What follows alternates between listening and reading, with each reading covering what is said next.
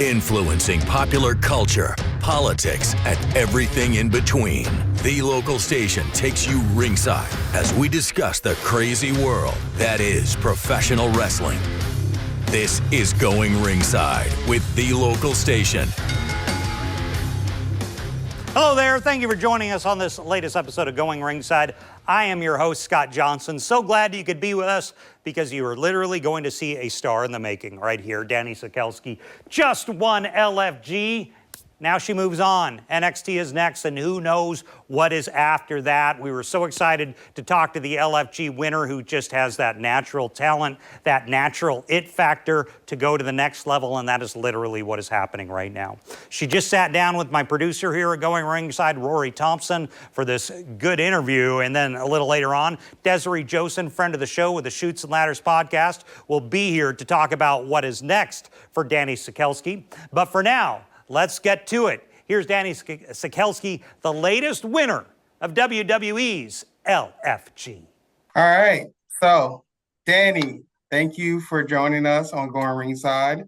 How are you? Like, you won season 2 of WWE LFG. Like, how's that been since you won? Yeah, well, first of all, thank you for having me. So going on maybe like 3 months ago now, I won LFG, and going through season 1, I think I was so new to the Performance Center that I was still trying to figure out who I was as a wrestler, which I think we still do every single day that we are working here.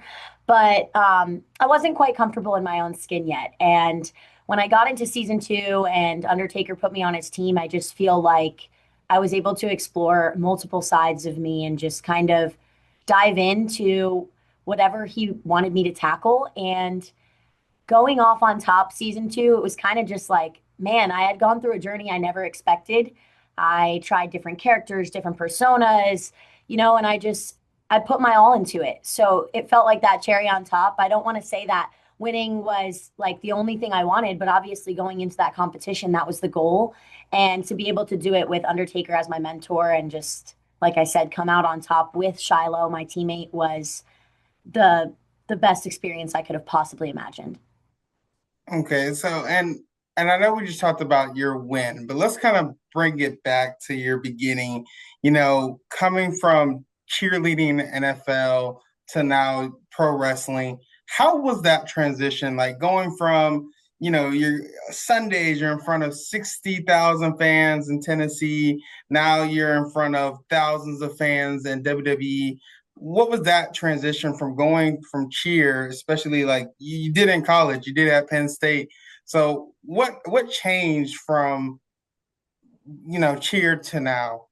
Yeah, so I can't say that it was an easy transition, but I also can say I feel like it set me up to be successful in the WWE because my whole life I've performed.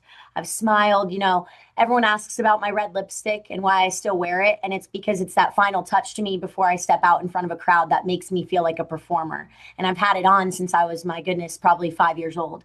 So I keep just kind of hints of my cheerleading self with my wrestling because it makes me feel comfortable. I'm learning an entire new skill set. I've never touched the ropes before. When I came to my tryout in April of 2024, take your first bump, you take about 3 Advil and you're like, I still feel terrible. It's a big adjustment. My whole life I was taught to never fall. And now, I take a beating and I give a beating for a living. So it was really tough, but at the same time, I found my comfort points that make me feel confident within the ring. So I kept my skirt, I kept my pom-pom, I kept my red lips, and it just made me feel like pieces of me were still there while I was learning something so new. And for people who are not familiar with your background, how did you get into wrestling? Were you a fan, at a young age, or were you kind of like some of the newer wrestlers where it just became an opportunity? Like, how did you get into wrestling? So I grew up a wrestling fan kind of when John Cena first took off. And I loved John Cena, Rey Mysterio, AJ Styles. I kind of actually watched the men's division mostly. And as I got into college, I kind of backed away from wrestling, I wasn't watching it too much. And I had gotten a message asking if I would be interested in trying out. And I just kind of had this really strange intuition that my whole life I've wanted to continue performing. And with cheerleading, we don't necessarily have the platform to keep going after the NFL. And so my heart just had this calling of absolutely, yes, I want to try out. I watched this as a kid. And immediately I started watching again. So I tried out at WrestleMania in Philly in 2024. But my first message from the WWE actually came a year earlier in May of 2023. So I was a senior in college, but I had already committed to the Titans. So I kind of just wanted to stay in touch. I knew it was an opportunity that I would not take for granted and I would not give up. So I stayed in touch with one of the recruiters and was able to try out a full year later. So it was kind of just, I feel like this weird fate. I loved it growing up. Can't say I ever thought I would do it, but to be able to do it and to actually fall in love with what I'm doing as quick as I did, I'm just so grateful. And so to keep going on that, like you watched like John Cena, you have the Undertaker as your coach, as your mentor for season 2, and Mickey James for season 1. How was it working with those two legends of wrestling? And like, what did you really learn from both of them? So first season working with Mickey was amazing. Being an athlete and especially a professional athlete before coming into this building, you think if I'm not the top of what I'm doing, I'm not good at what I'm doing.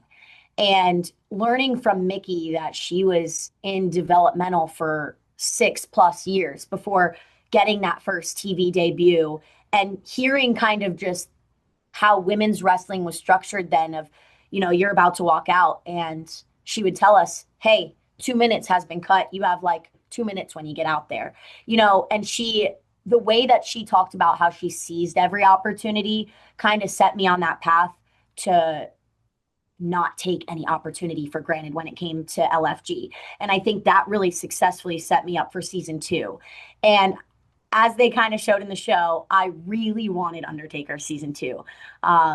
I just felt like he had that edge and has that edge that I was missing, and that he would pull that out of me because I saw the way he worked with Shiloh and Bailey in the previous season and just how he tries to pull out all those things that somebody doesn't even know that they have.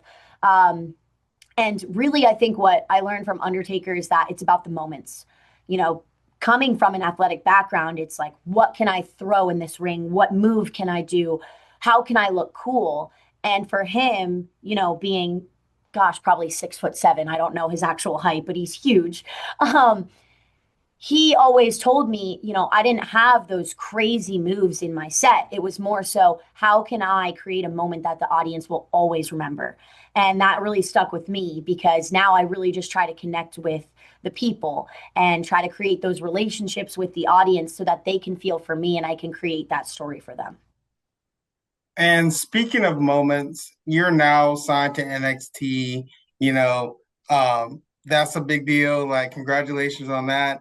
Yeah. What is the next moment that you want to create for yourself as a professional wrestler? Like, what is the first thing that you want to do on NXT leading up to what do you want to do? And basically, what is your goals in NXT and then for main roster?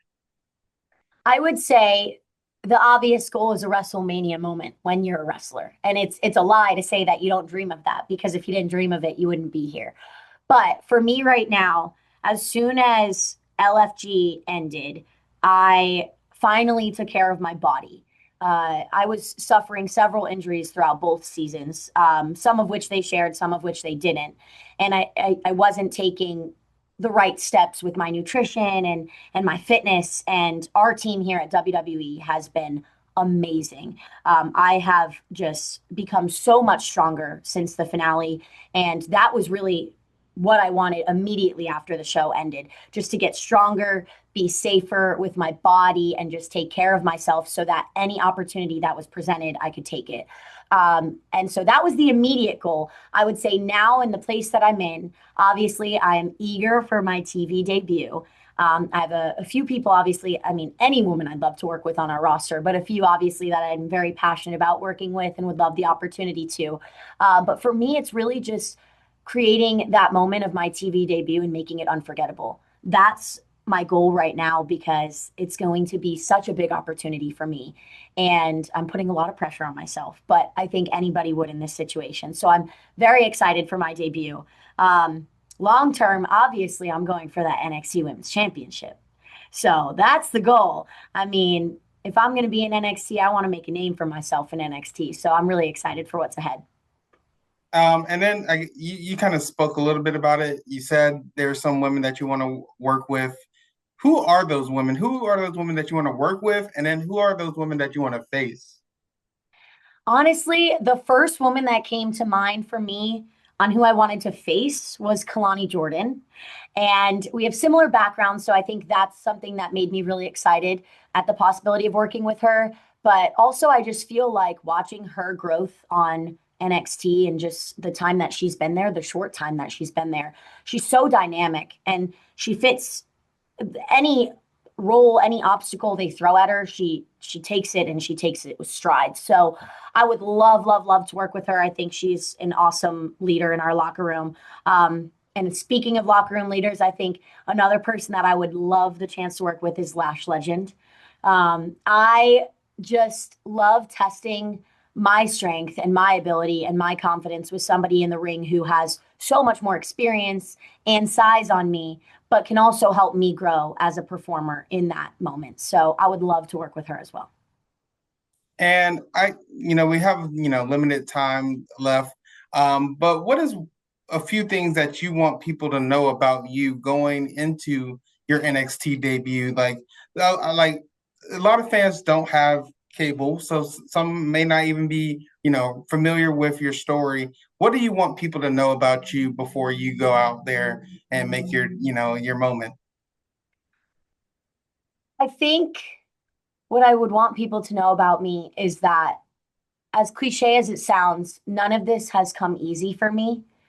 And it's very easy to get lost in that cheerleader smile and the pom pom and all the good things that you see. And I'm so grateful for the journey I've had. It's built me into such a strong woman. I can't complain. Like, I've had the best coaches, the best mentors, my amazing family, my amazing friends. But my kind of message to everybody and something that I've learned in my life is that you only really love the good days when you have the rainy ones.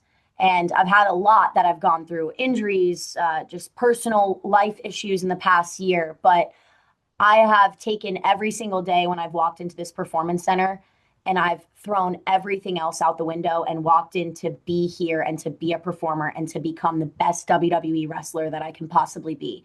So every time I go out there, I smile, I put on that performance, but it's taken a lot of work. And I want people to know that if you're going through the same things, that your work is appreciated, because people don't often hear that. But I'm given that contract, it showed me that all my work was worth it. So I'm just going to keep working hard. I'm going to keep becoming the best version of myself. And I want people to know that I'm always going to work to be better. And, speaking on your hard work, I guess for someone who wants to get into wrestling, because there's a lot of college players right now who are going into that, developmental, the WWE ID, what is something that the next generation or the future stars of WWE should, know before they get into the ring and become someone like you? I think coming from an athletic background and being an athlete, that hard work is non-negotiable. But for those coming in who maybe didn't play a sport and are getting into kind of their first sport and a combat sport, there are going to be days where things don't click. And that is okay. I have to tell myself every day, I spent 20 years cheerleading. I didn't get there in a day. And give yourself grace. Every day is going to be a new challenge. You're going to learn something new. Write it down. Write everything down that you learn. Write down what you didn't like about the day. Write down the best part of the day. Just keep track of how much progress you make, because it's so easy to feel like you're not making any. But every day I come in here and I'm like, I am learning something new. And I need to tell myself that that's the accomplishment. And also, easier said than done, but drop the fear. Come in and just go ham. Whatever you're doing, give it 1,000%, 100,000%, because the moment that as a performer, you're pulling back in any way, the audience can see that. So come into practice the way you perform and give 110% every single time. Well, now let's talk about Dani Sekelsky. We're joined by Desiree Joseph, friend of the show with the Chutes and Ladders podcast. Desiree, thank you for joining us. Happy to be here. Let's talk about Dani. You watched LFG. What did you think about her? She was a breakout star. She goes out and wins the thing. I love her. She is small but strong, and what a personality. I love her. So why do you think she won?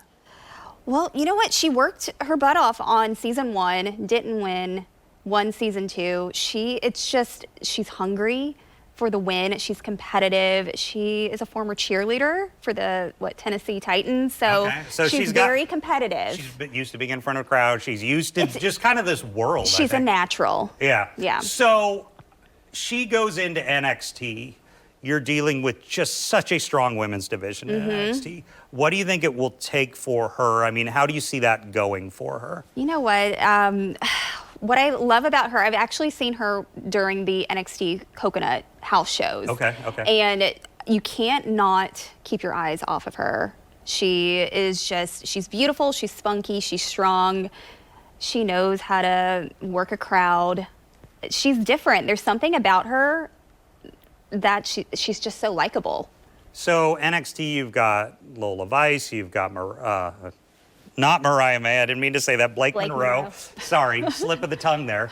But you've got a lot of major names in the women's division. Do you think it comes down to really who she works with? Yeah. Who you feud with that make you look better? I think so. And she had her first, I believe, match this past week, I want to say, against Fallon. Yeah. Huge. So, in my opinion, the females seem, my opinion, they seem to progress quickly. Yeah. Maybe quicker than the guys do a lot. Because I'm looking at a lot of the WWE champions, they were on NXT not that long ago. Yeah. They have a charisma. The camera loves them.